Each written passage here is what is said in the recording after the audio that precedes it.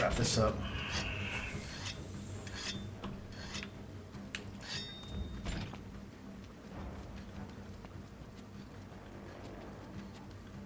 Toby Kadachi's over there on the right side. Let's see if we can take out Anjanath before it gets too close.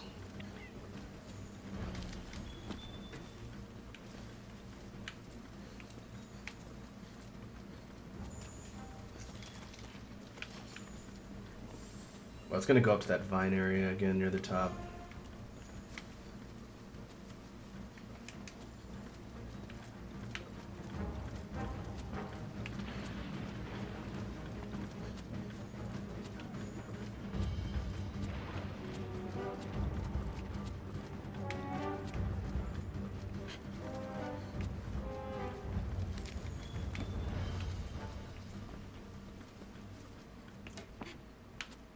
Might have gone to sleep.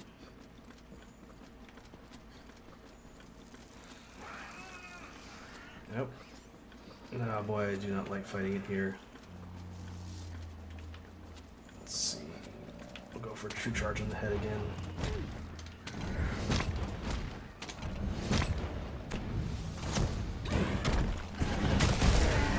Oh, whoa. That's a good hit.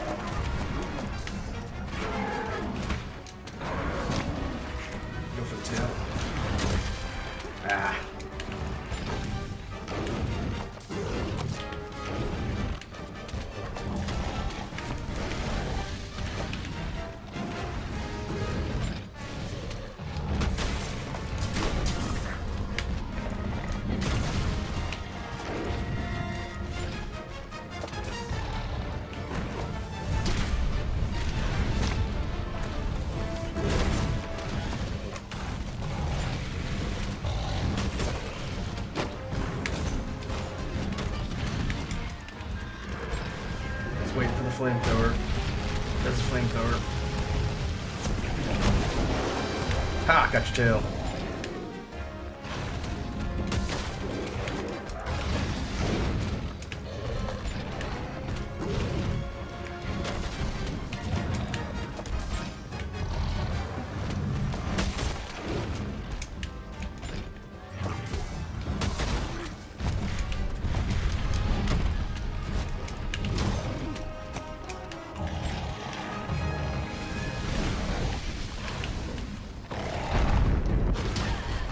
Oh, come on, I'm trying to dive.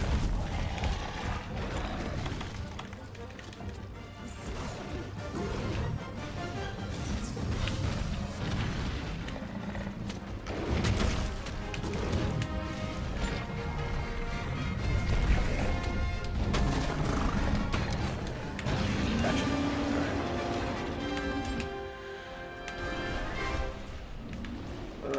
That was alright. Overall, still pretty intense fight. Picked up some momentum towards the second and third rounds, I think.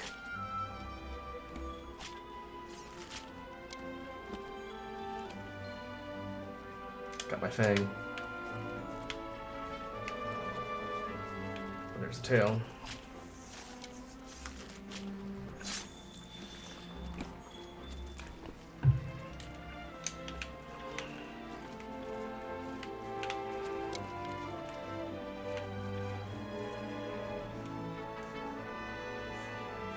That should give us what we need for the waste piece.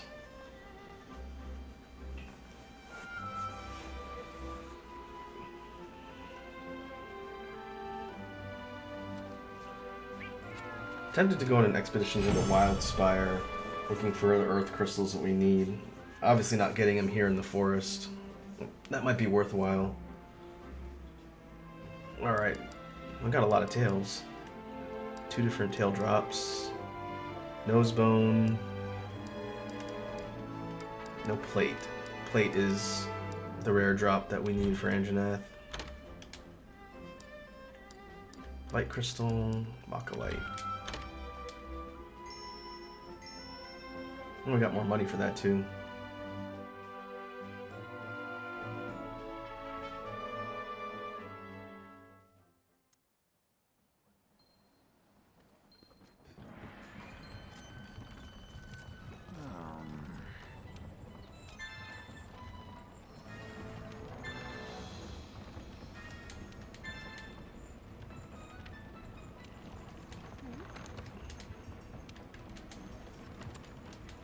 Bone piles. Flying wyvern hunt. We'll definitely be hunting at least one flying wyvern at some point. Oh, that's right. Hurry back now. Aqua sac.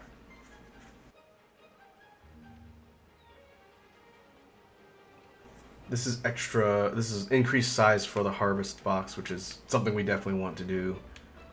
Hey.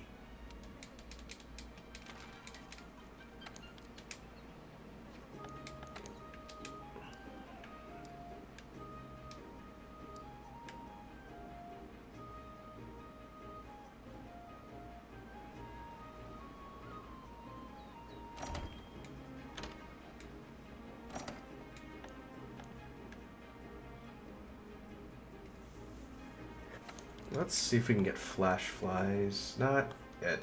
That would be nice.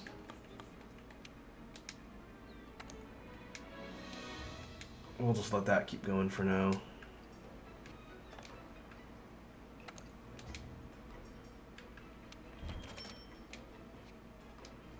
One of our quests was to increase the amount of things that they can harvest at the farm. We'll want to do that soon. It'll give us more opportunities to get things that we need. Like I mentioned before, flash pods are really important. We'll want to do that as soon as we can. I've got new stock in.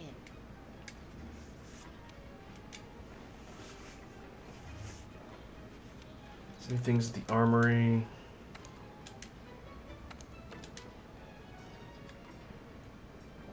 Oh, nothing new here. I hope you just purchase the lower level stuff outright.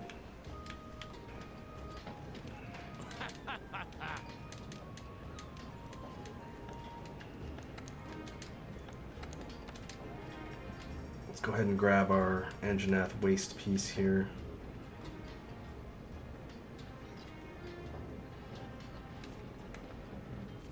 Yeah, that's 14 more defense.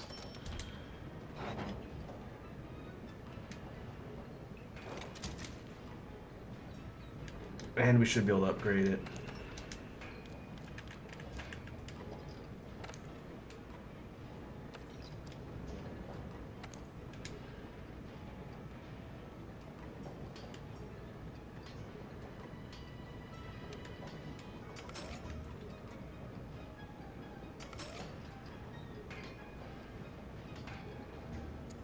Yeah, that works. Don't want to burn too many of the armor sphere pluses since we'll use that for some better gear later. But we got 24 defense on that one.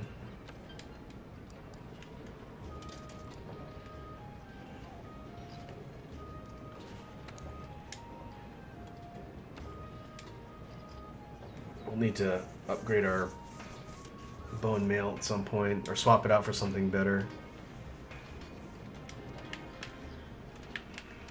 But for now, I really want to upgrade my weapon before I go back to the Coral Highlands to fight things.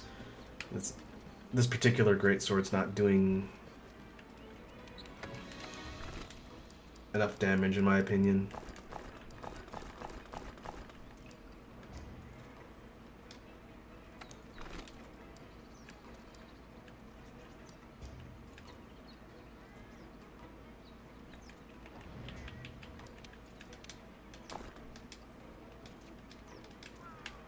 what we'll do is we'll eat, and we'll go on an expedition to the wastes and go on a bit of a gathering run. Rather than get a specific target, we'll go and purely look at gathering resources.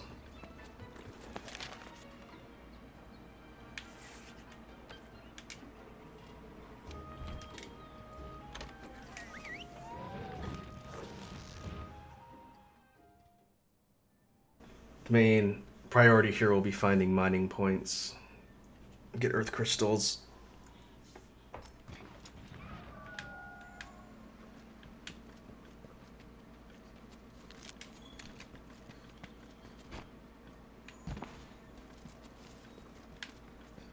And I believe I'll see them on the map as we go, at least the ones I've discovered. The mining points are towards the middle of the map, I believe.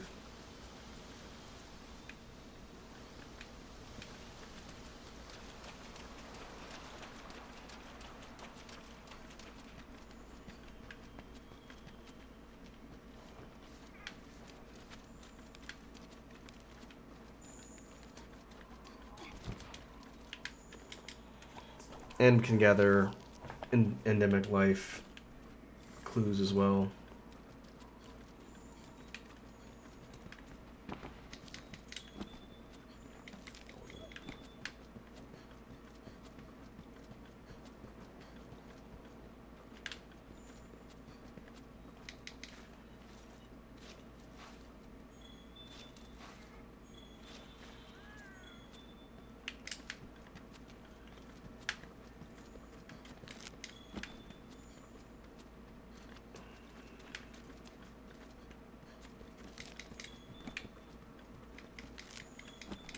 Gunpowder, that's right.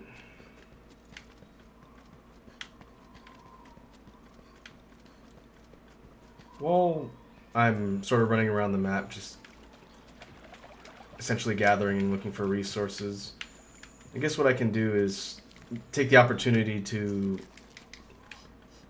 treat the video a bit more like a podcast, since I'm not necessarily needing to explain a lot of the gameplay when I'm just gathering things. And one thing I wanted to do as part of this Let's Play series, in addition to just talking about Monster Hunter World and what's going on, is to also talk about my history with the Monster Hunter franchise, since, like I said before, I talk about it all the time, and this series is kind of a good way for me to explain to everyone watching why the series is one of my favorites and why I've spent so much time in the games over the years. And I guess the easiest way to do that for the first one of these would be to talk about where I started, the beginning of my Monster Hunter career in quotes. And I think I've touched on it a little bit in past videos, but probably not at any great length. The first Monster Hunter game that I ever played, and this is a campsite. I have to keep an eye out for more campsite locations too. The first Monster Hunter game I ever played was way back in the late 2000s, I want to say. And that was Monster Hunter Freedom Unite on the PSP. I think I might have touched on it in one of the previous art videos when I was working on Monster Hunter designs. But to expound on that a little bit more, I had never played Monster Hunter before. And I'd heard people talking about the franchise. This would have been on the PS2 where it started. And not really knowing much about it, I know people generally liked the game, but it was kind of more of a niche underground title in the PS2 days. When they started porting it to other platforms like the PSP, which was Monster Hunter Freedom, I think, was the series, I, again, didn't really pay attention to it. I was too busy playing other things on my PSP. But my good friend, Flammy, who I've mentioned a couple times on the channel, he had alerted me to Monster Hunter Freedom Unite, which was the upcoming latest title, basically the G-Rank expansion for Monster Hunter Freedom. And it was slated to be released on the PSP. I don't remember the exact year. This, again, would have been late 2000s. But it was coming out, and he was telling me about it, and he said something to the effect of, "Hey, the Monster Hunter series, which he'd been playing on either the PSP base version or PS2. He'd have to correct me on that. But he said Capcom is releasing a new title in the Monster Hunter series that's coming out soon. It's called Monster Hunter Freedom Unite. He said Monster Hunter is a great series. You should totally get into it." And not knowing much about the series at the time, I said, okay, I'll keep my eyes out for something and give it a try. Before the actual release of Freedom Unite, what Capcom had done, which they've also done in a lot of their more recent titles, especially 3DS ones, is they released a demo. And it was free to download, it was available on PSP, and it was the demo for Freedom Unite. Piggybacking off of what my friend had recommended, I went and downloaded the demo, knowing nothing about the Monster Hunter series, and the way Capcom has set up the demos for a lot of their games, especially the Dash Ultimate expansions, which we got a lot of on 3DS, they kind of geared those demos towards people who had played the Monster Hunter games before.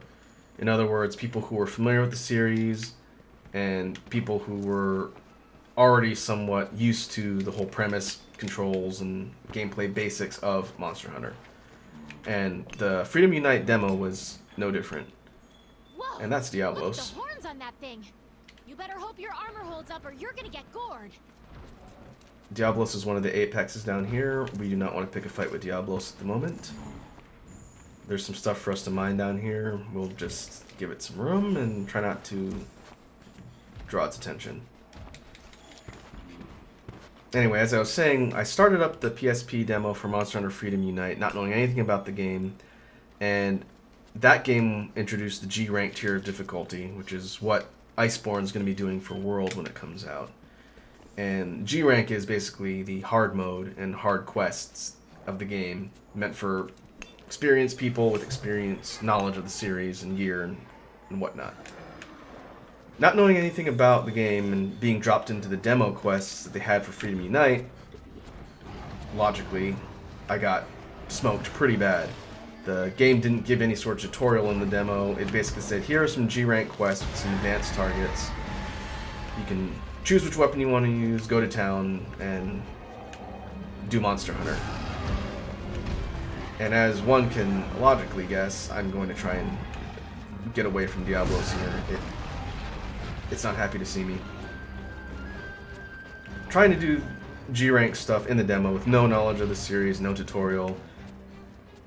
Obviously, it was a really frustrating experience. I got murdered. I couldn't figure out how to use any of the weapons.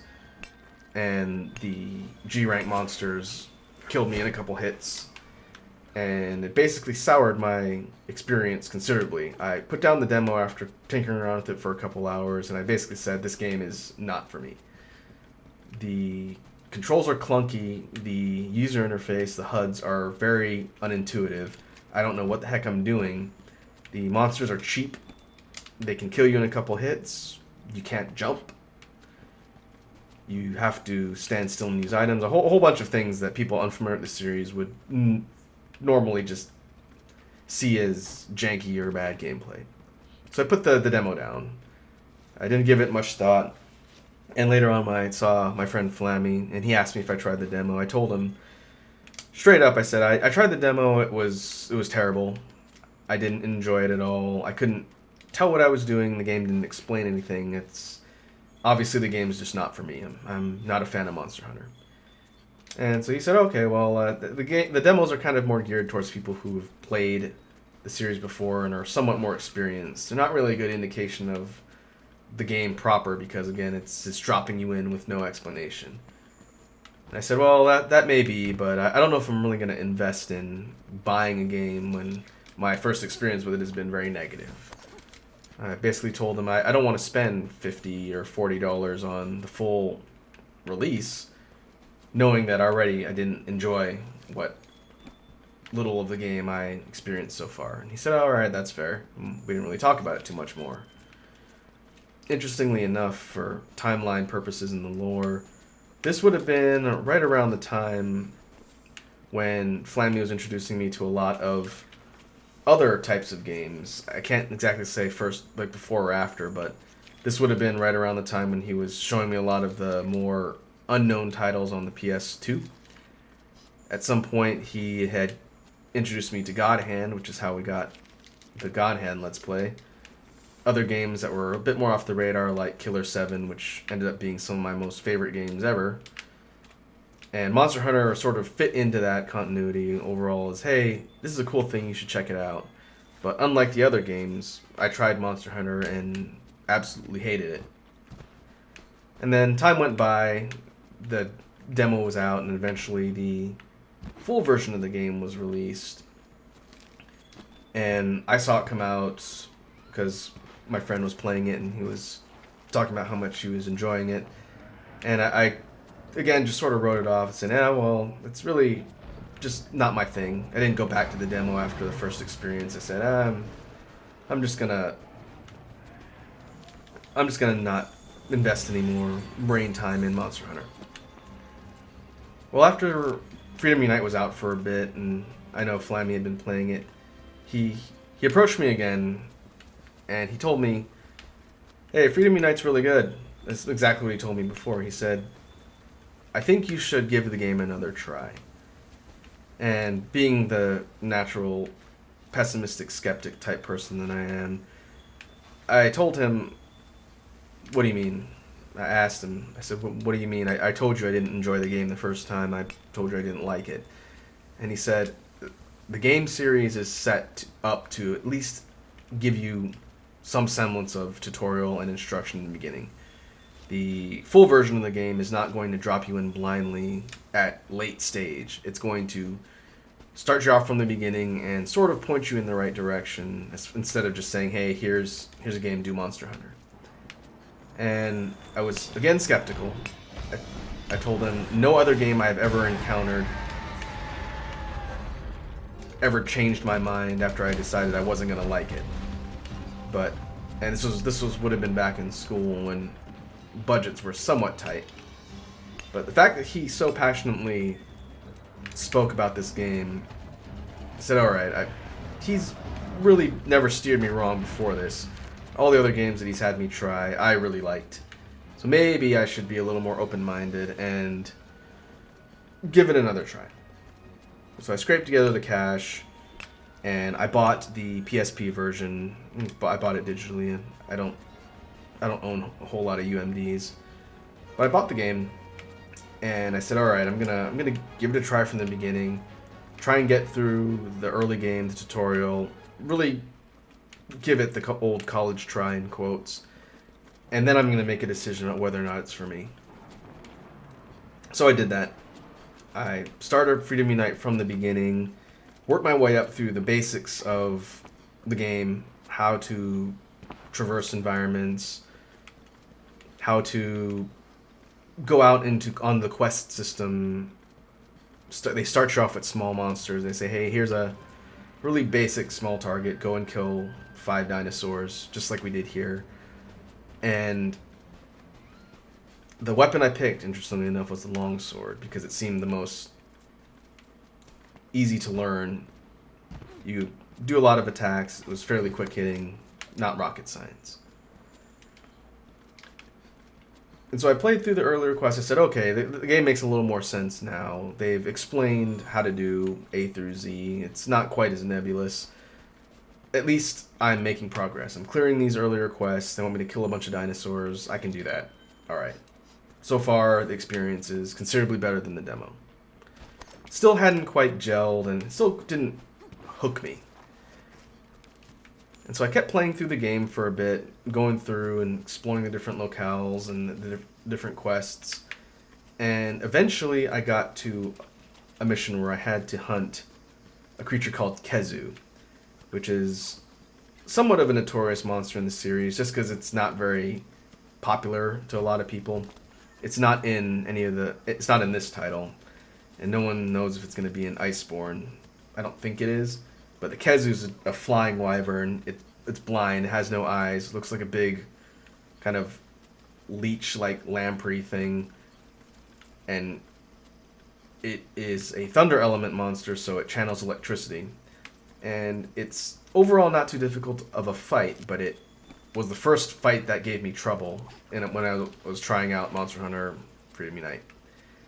And I went in there with the longsword. I was trying just, running around, whacking it with my sword. And I was struggling a bit because the monster has a couple attacks where it creates this blanket of electricity around it that will shock anybody nearby. It can spit balls of electricity and fly around and cling on the ceiling. And overall, it required a bit more effort.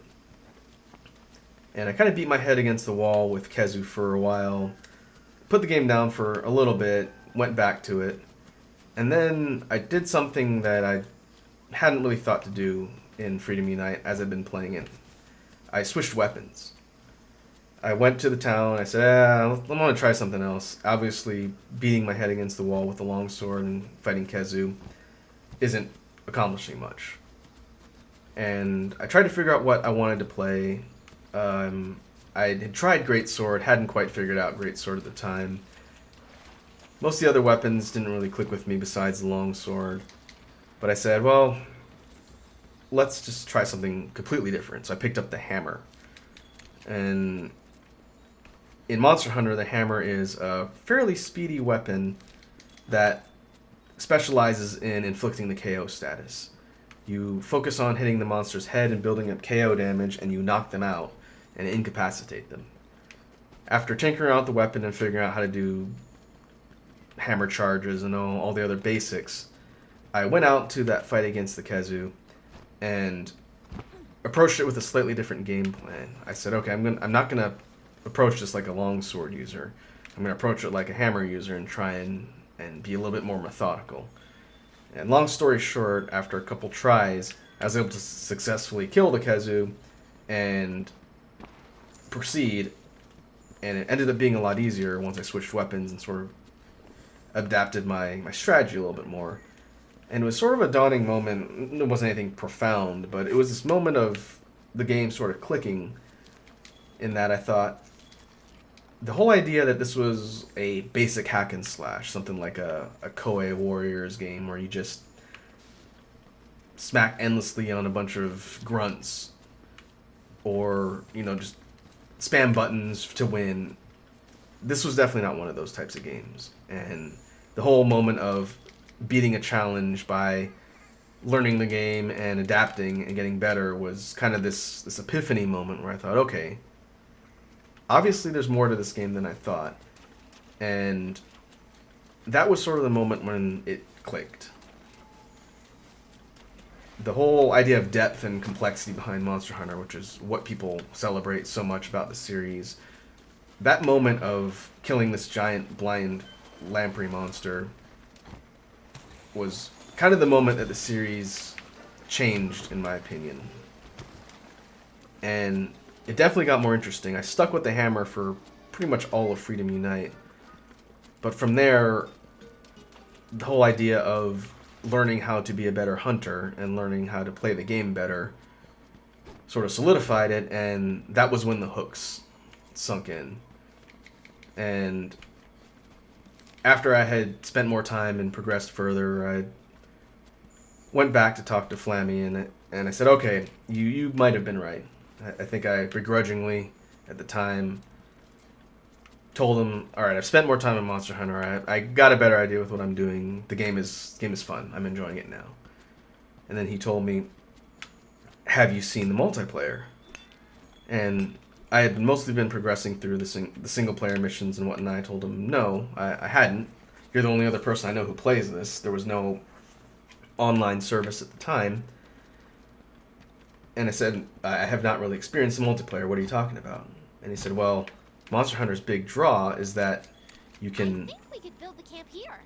Let's ask the head honchos. Oh, good. I was looking for this. He said, one of the big draws of Monster Hunter is the fact that you can team up with other people, either locally or using some online tools, and you can cooperatively go out and hunt things. And since we might have been roommates at the time, but he said, "Oh, well, let's just try some hunts." So we got together with our PSPs and we did some local co-op, and it was a lot of fun. I can't remember what we initially went out and fought, but we went and tackled some quests that were giving me trouble, and cooperatively were able to get through them and progress. And I think at that point was really when I started learning to appreciate the series. I don't want it to be this sort of pretentious big reveal, but the whole aspects of what drew people to the game were a lot more apparent after playing co-op, after learning the game, after getting better. And overall ended up enjoying the game a lot more. As I sort of started getting more and more into the whole gameplay loop and spending more time playing co-op and doing all this other stuff, I also started getting into the community aspects of Monster Hunter, which was not something I'd really done in video games previously. I'd played games online, things like StarCraft and Diablo, but I hadn't really gotten into any dedicated communities for a specific game. I usually didn't stick with the game long enough for that to be a thing. But at, again, Flammy's recommendation, I started posting on the Penny Arcade forums, which is the community for the webcomic Penny Arcade, which I'm sure most gamers have heard of. They are the reason PAX exists. And there was a forum thread for Monster Hunter games. At the time it would have been Freedom Unite. Most people were playing it on PSP. And talking to people that were part of the Penny Arcade community, I was able to make some really good friends, people I still occasionally play with to this day, that were all over not only the country but the world. Hold on, I need to dump some stuff from my inventory here. In getting involved with the Penny Arcade forum, I met some really cool people, including my friend from Canada, Frost, who I shouted out at the beginning. And getting to know all these people who had a common interest ended up spanning multiple games.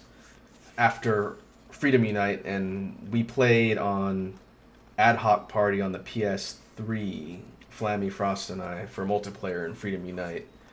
We did that quite a bit. And then fast forwarding a year or so, at one of, I can't remember which PAX it was, Frost had come down here from Canada, and we actually got to meet up with him at the convention and play some Monster Hunter in person, which was really cool. But going on beyond just the PSP title, I remember branching out into the Wii title, the third generation of Monster Hunter, which was Tri, and playing with people online through the Wii's service at the time. These same folks, a lot of them from the Penny Arcade community. We ran through Tri. We played the next PSP title that we didn't get in the West, Monster Hunter Portable 3rd, which was sort of like a third generation mobile only or handheld only title. Flammy, Frost, and I ended up playing quite a bit of Portable 3rd. From there, I think after Tri Portable 3rd, the next one would have been 3 Ultimate on the 3DS, which was the G-Rank expansion to Monster Hunter 3 that we ended up getting. And then from there, I believe it was 4U, 4 Ultimate, the G-Rank expansion to 4. 4 was only released on 3DS in Japan. We got the G-Rank expansion in 4U. And then after 4U, the next one I believe was Generations on 3DS. Monster Hunter was on the 3DS for quite some time. And then from Generations, there was Generations Ultimate, the G-Rank expansion for that, which was also ported to Switch. And then Monster Hunter World, the most recent of the titles. We can go ahead and wrap up and head back to town. But basically, the takeaway from this little mini podcast segment is I had I would have missed out on a lot of great experiences and great things from the Monster Hunter series if I had just decided to write it off at the time. And had I not been open-minded enough to at least give it a second chance and try and judge it accurately instead of just writing it off, I would have probably never gotten into the series and probably wouldn't even be doing what I'm doing now as a result. So, if there's any lesson to be learned, it's to always be open-minded when it comes to experiences and not try and write them off, especially if your first experience isn't a good one. That's quote-unquote life advice from a random guy playing video games on the internet.